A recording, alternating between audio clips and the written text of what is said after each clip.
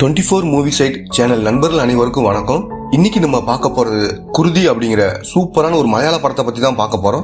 இந்த படத்தை பொறுத்த வரைக்கும் ரொம்ப உணர்வுபூர்வமான ஒரு விஷயத்த சொல்லியிருப்பாங்க. ஒரு நாள் நைட்டு ஒரு வீட்டில் நடக்கிற சம்பவங்களை வச்சுதான் இந்த படத்தை கொண்டு போயிருப்பாங்க. படம் போக போக யாரு நல்லவங்க யார் கெட்டவனு கணிக்கவே முடியாது. அந்த அளவுக்கு ரொம்ப இன்ட்ரெஸ்டா படத்தை கொண்டு போயிருப்பாங்க. இந்த படத்தை பொறுத்த வரைக்கும் நிறைய கேரக்டர்ஸ் வரும். இப்போ ஒரு நபரை காமிக்கிறாங்க. இவரோட பேர் இப்ராஹிம் அப்படிங்கிறது. இவரோட மனைவியும் பொண்ணும் இறந்து போயிருப்பாங்க. எப்படின்னா திடீர்னு ஏற்பட்ட ஒரு நிலச்சரிவுல மாட்டிக்கிட்டு இவங்க 2 பேரும் இறந்து போயிருப்பாங்க. அதே மாதிரி இவருக்கு ஒரு தம்பி இருக்கான். இவனோட பேர் ரசூல் அப்படிங்கிறது. அடுத்து இவரோட அப்பாவை காமிக்கிறாங்க. இவரோட பேர் மூசா அப்படிங்கிறது. இவர் வீட்டுக்கு பக்கத்து வீட்டுல ஒரு அண்ணன் தங்கச்சி இருக்காங்க. இவங்களை பொறுத்த வரைக்கும் முஸ்லீம் கிடையாது. இவரோட பேர் பிரேமன் அப்படிங்கிறது. அதே மாதிரி இவரோட மனைவி பேர் ரமணி அப்படிங்கிறது. அவங்களும் அந்த நிலச்சரிவுனால இறந்து போயிருப்பாங்க. பிரேமனுக்கு ஒரு தங்கச்சி இருக்காங்க. அவங்க பேர் சுமதி அப்படிங்கிறது. இவங்களோட வீட்டுக்காரரும் அதே நிலச்சரிவுல இறந்து போயிருப்பாரு. அதுக்கப்புறம் சுமதியும் இப்ராஹிமும் ஒன் சைடா லவ் பண்ணிட்டு இருப்பாங்க. அடுத்ததா ஒரு நபரை காமிக்கிறாங்க. இவரோட பேர் கரீம் அப்படிங்கிறது. இவரும் இந்த ஊரை சேர்ந்தவரா தான் இருப்பாரு. அதே மாதிரி இப்ராஹிமோட ஃப்ரெண்டாவும் இருப்பாரு. படத்தோட ஸ்டார்டிங் சீனே ஒரு போலீஸ் ஜீப் ஒரு இடத்துல நிக்கிற மாதிரி காட்டுறாங்க. அந்த ஜீப்ல இருக்க போலீஸ் எல்லாரையும் யாரோ பிடிச்சு வச்சிருக்காங்க. இப்போ ஒரு நபரும் வாக்கி டாக்கிய கையில வச்சுக்கிட்டு இந்த விஷயத்தெல்லாம் பாத்துட்டு இருக்காரு. இப்ராஹிமை பொறுத்த வரைக்கும் ஒய்ஃபும் பொண்ணு இறந்து போனதை நினைச்சு ஒவ்வொரு நாளும் மனவலியோட வாழ்ந்துட்டு இருக்காரு. இது நடந்து 1 வருஷம் ஆயிருக்கும். இப்ப இவரும் விடிய காலையில வேலைக்கு கிளம்பிட்டு இருக்காரு. என்ன வேலைனா மரத்திலிருந்து ரப்பர் எடுக்கிறது தான் இவரோட வேலையா இருக்கும். இப்ப இவரும் வேலையெல்லாம் முடிச்சுட்டு நடந்து வந்துட்டு இருக்காரு. அந்த இடத்துல கரீமும் இன்னொரு நபரும் பேசிக்கிட்டே வந்துட்டு இருக்காங்க. இவங்க என்ன பேசுறாங்கன்னா, ஒரு பையன் ஒரு கடைக்காரரை கொலை பண்ணிருப்பான். அவனை தான் போலீஸ் தேடிட்டு இருக்காங்க. 3 நாள் ஆகியும் ஆள் சிக்கல. அவனை போலீஸ் புடிச்சிட்டாங்களா இல்லையான்னு மாதிரி பேசிட்டு இருக்காங்க. அடுத்த சீன்ல சுமதி இருக்காங்கல்ல, அப்பப்ப இப்ராஹிமோட வீட்டுக்கு வந்து சமையல்லாம் பண்ணி வைப்பாங்க. அந்த டைம்ல தம்பியும் அப்பாவும் கோவமா பேசிட்டு இருக்காங்க. தம்பி ஏன் சத்தம் போறீங்க, அப்பா கிட்ட கொஞ்சம் அமைதியா பேசுங்கன்னு மாதிரி இவங்களும் சொல்றாங்க. உனக்கு ஏதாவது பணம் வேணுமான்னு கேட்கும்போது நீங்க ஏன் எனக்கு பணம் கொடுக்குறீங்க, நீங்க என்ன என்னோட அண்ணியான்னு சொல்லிட்டு போறான். இதை கேட்கிற இவங்களும் ரொம்ப வருத்தப்படுறாங்க. இப்ப தம்பியும் வழியில அண்ணனை பார்த்துட்டு நான் வெளியில போயிட்டு வரேன் மாதிரி சொல்லிட்டு போறான். இப்ப இப்ராஹிமும் வீட்டுக்கு வந்துடுறாரு. அப்ப சுமதியும் அப்பாவுக்கு சாப்பாடு கொடுத்துட்டு இருக்காங்க. அழுக்கு துணி சேர்ந்துச்சுன்னா நான் துவைச்சு போறேன்னு மாதிரி இவங்களும் சொல்றாங்க. இல்ல பரவாயில்ல நானே துவைச்சுக்கிறேன் மாதிரி இப்ராஹிமும் சொல்றாரு. அடுத்த சீன்ல இப்ராஹிம் இளநீர் எடுத்துட்டு வராரு. உங்க அண்ணன் இதை கேட்டான், அதான் எடுத்துட்டு வந்தேன். சரி உங்க அண்ணன் டெய்லி குடிக்கிறான் மாதிரி இவரும் கேட்கறாரு. ஆமா அண்ணன் அண்ணிய மறக்க முடியாம டெய்லி குடிச்சிட்டு இருக்காரு மாதிரி இவங்களும் சொல்றாங்க. பிரேமன் தன்னோட மனைவி இறந்து போனதை பார்த்து ஃபீல் பண்ணுவார்ல, அதை இப்ராஹிமும் இப்ப நினைச்சு பாக்குறாரு. நானும் எங்க அண்ணன் கிட்ட 2வது கல்யாணம் பண்ணிக்கிற மாதிரி சொல்லிக்கிட்டு தான் இருக்கேன். ஆனா அவர் தான் கேட்க மாட்டேங்கிறாரு. என் கல்யாணத்தை பத்தி தான் பேசிக்கிட்டு இருக்காரு மாதிரி இவங்களும் சொல்றாங்க. சரி நீங்க எப்ப கல்யாணம் பண்ணிக்க போறீங்க மாதிரி இவங்களும் கேக்குறாங்க. கல்யாணமா இனிமேல என் வாழ்க்கையில அதெல்லாம் கிடையாதுன்னு மாதிரி நடக்க ஆரம்பிக்கிறாரு. என்னை ஏத்துக்க மாட்டியான் மாதிரி இவங்களும் பேச ஆரம்பிக்கிறாங்க. இங்க பாரு சுமதி, உன் பாதை வேற என்னோட பாதை வேற, நம்ம 2 பேரும் இப்படியே போறதா நல்லதுன்னு மாதிரி இவரும் சொல்றாரு. யாருக்கு, உன்னோட குடும்பத்துக்கா இல்ல உன்னோட கடவுளுக்கான மாதிரி சொல்லிட்டு இவங்களும் நடக்க ஆரம்பிக்கிறாங்க. இப்ப இவரும் அப்படியே சோகமா அவங்கள பாக்குறாரு. அடுத்த சீன்ல கரீமும் இப்ராஹிமோட தம்பியும் நார்மலா பேசிட்டு வராங்க. இவங்க 2 பேரை பொறுத்த வரைக்கும் ஒரே மாதிரியான கேரக்டர் தான் இருப்பாங்க.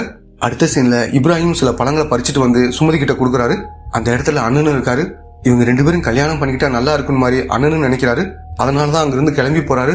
இந்த விஷயம் இவங்களுக்கும் புரியுது. ஆனா இப்ராஹிமை பொறுத்த வரைக்கும் எப்பயுமே இறந்து போன தன்னோட குழந்தையும் மனைவியோட ஞாபகத்துலதான் வாழ்ந்துட்டு இருக்காரு.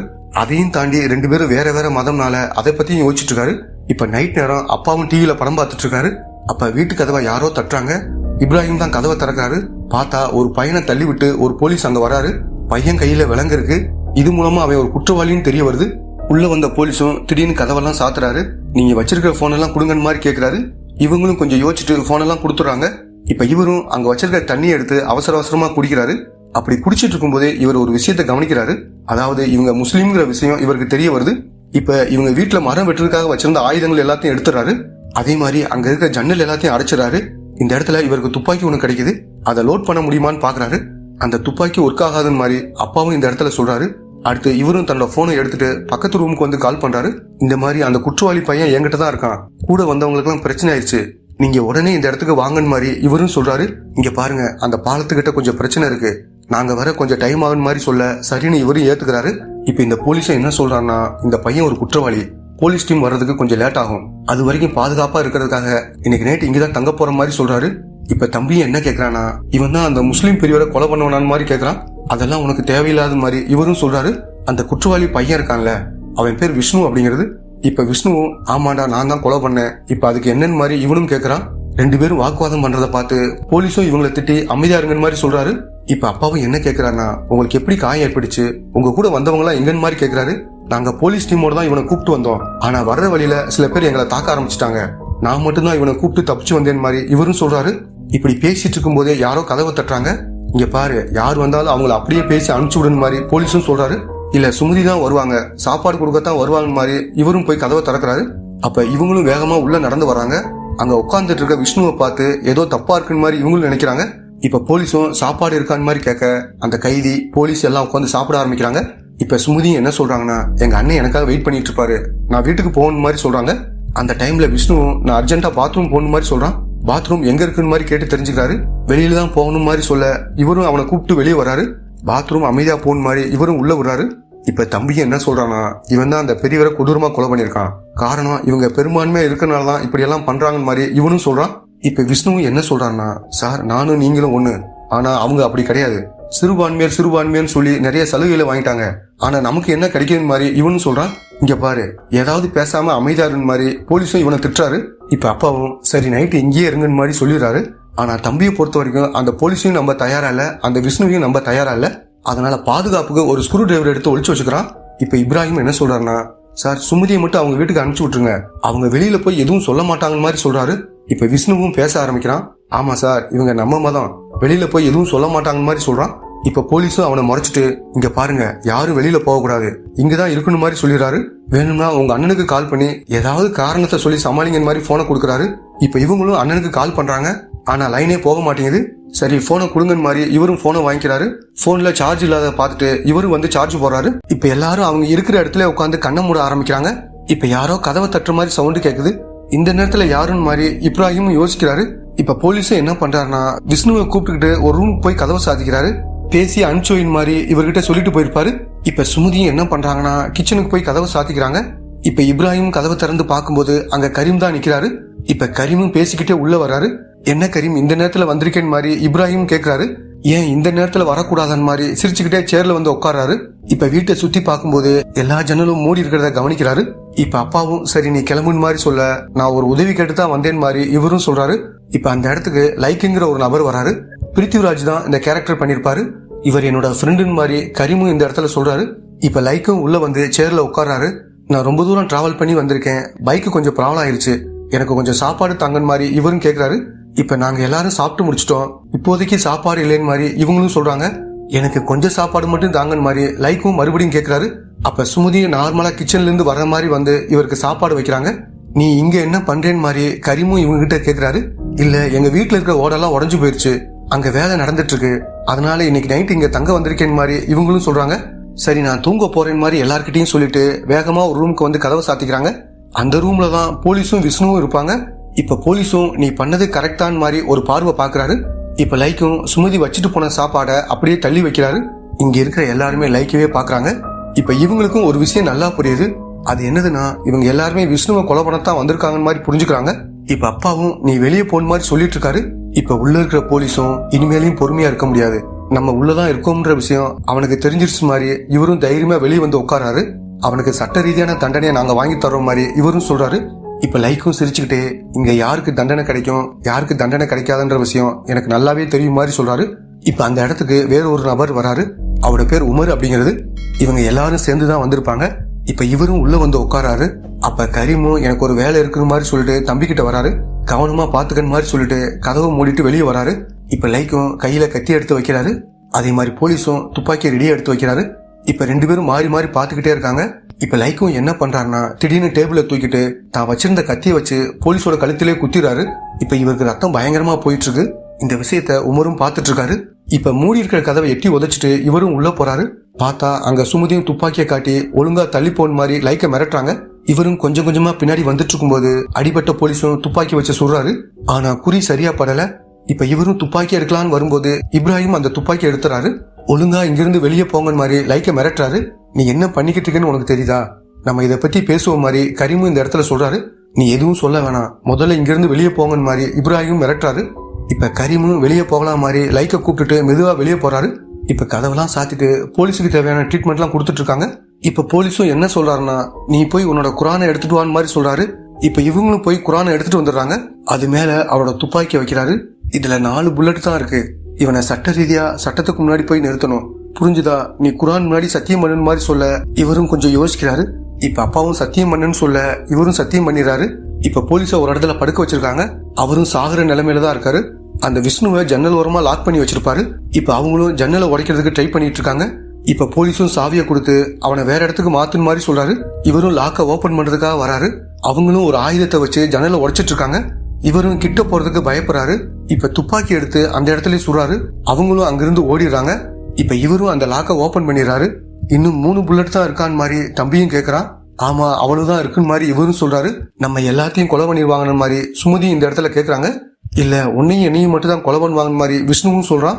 இப்ப வெளியிலிருந்து லைக்கும் என்ன சொல்றாருன்னா, எனக்கு வேண்டியது அவன் மட்டும்தான், அவனை ஒழுங்கா வெளியே அனுப்புங்க, இல்ல உங்க எல்லாரையும் இறக்கமே இல்லாம கொன்னுறேன்னு மாதிரி கத்த ஆரம்பிக்கிறாரு.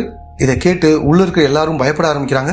இப்ப இப்ராஹிம் என்ன சொல்றாருன்னா, ஒரு கொலைகாரனுக்காக நம்ம எல்லாரோட உயிரையும் பணையம் வைக்கணுமான்னு மாதிரி கேட்கிறாரு. அவன் சின்ன பையன், அவனுக்கு என்ன தெரியும்? பெரியவங்களுக்குள்ள இருக்கிற மத பிரச்சனை எல்லாத்தையும் இவனோட தலையில ஏத்திருக்காங்க. இவன் கொலைகாரன் கிடையாது, அவனை அப்படி மாத்தி வச்சிருக்காங்க, நம்ம தான் அவனை காப்பாத்தணும் மாதிரி சொல்றாங்க. இப்படி பேசிக்கிட்டே இருக்கும்போது அவங்களும் கரண்ட்டை கட் பண்ணி விட்டுறாங்க. இப்ப சுமதியும் வேகமா வத்தி குச்சி எடுத்து பத்த வைக்கிறாங்க. அப்ப பசங்களும் என்ன பண்றாங்கன்னா, மாத்தி மாத்தி ஏதாவது பண்ணிடுவான்னு மாதிரி இவன் ஸ்க்ரூ டிரைவரை ரெடியா எடுத்து வச்சுக்கிறான். அதே மாதிரி அவன் சேர் எடுத்து பிடிச்சுக்கிறான்.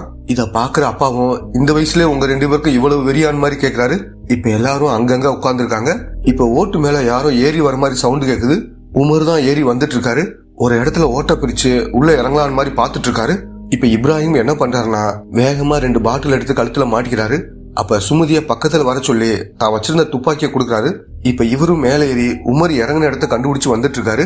இப்ப உமரும் கீழே இறங்கி வேற ரூமுக்கு வந்திருப்பான். அந்த ரூமோட கதவை உடைக்க ட்ரை பண்ணிட்டு இருக்கான். இந்த இடத்துல சுமதியும் துப்பாக்கிய ரெடியா வச்சு நின்னுட்டு இருக்காங்க. இப்ப இவரும் முடியாம மறுபடியும் ஓட்டு மேல ஏறி வரும்போது அந்த இடத்துல கரெக்டா இப்ராஹிம் இருக்காரு. மண்டையில ஒரு அடி அடிக்க இவரும் தடுமாறி கீழே விழுந்துறாரு. அப்ப இப்ராஹிம் பின்னாடி யாரோ இருக்கிற மாதிரி தோணுது. திரும்பி பார்க்கும்போது லைக் தான் அங்க இருக்காரு. இப்ப அவரும் என்ன பண்றாருன்னா, கையில கத்தி வச்சு குத்தி இழுத்துக்கிட்டே போறாரு. ஏன் என்ன இதெல்லாம் செய்ய வைக்கிற இப்ராஹிம் பேசிக்கிட்டே இருக்கும் போதே சுமதியும் அந்த இடத்த பார்த்து துப்பாக்கி வச்சு சுடுறாங்க. இப்ப லைக்கும் கீழே விழுகிற மாதிரி போறாரு. ஆனா அங்க இருக்கிற கட்டைய பிடிச்சிடாரு. இப்ப விஷ்ணுவும் என்ன சொல்றாருன்னா, இதுதான் கரெக்டான டைம், அவனை சுடுங்க சுடுங்கன்னு மாதிரி சொல்றான்.